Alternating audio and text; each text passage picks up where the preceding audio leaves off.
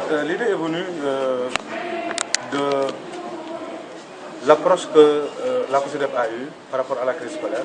C'était de permettre aux organisations de la société civile de se mobiliser pour dire à l'État et aux enseignants que l'heure vraiment a sonné pour arrêter ces grèves cycliques que l'école connaît tout le temps. Et il est temps de vraiment s'arrêter, de voir ce qui est possible de faire pour que les années à venir qu'on ne puisse pas se retrouver dans cette grève cyclique.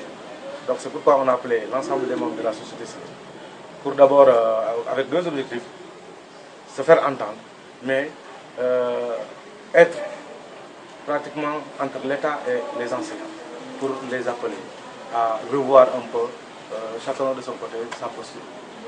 Donc c'est l'objet de la rencontre d'aujourd'hui. Vous avez dit que vous voulez également le suivi des accords qui ont été signés.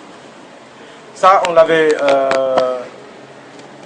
annoncé depuis les Assises nationales de l'éducation et de la formation, parce qu'on est parti d'un préalable. Si vraiment l'État parvenait à mettre en œuvre l'ensemble des recommandations, toutes les recommandations, vraiment l'école, on aurait connu une refondation du système.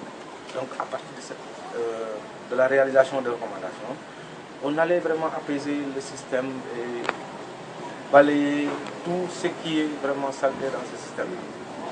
Mais bizarrement, c'était avec tous les moyens mis à la disposition de ces rencontres-là, sectorielles, régionales, interrégionales et nationales, mais qui auraient pu servir à vraiment faire autre chose si on savait qu'on ne pouvait pas vraiment suivre ces recommandations.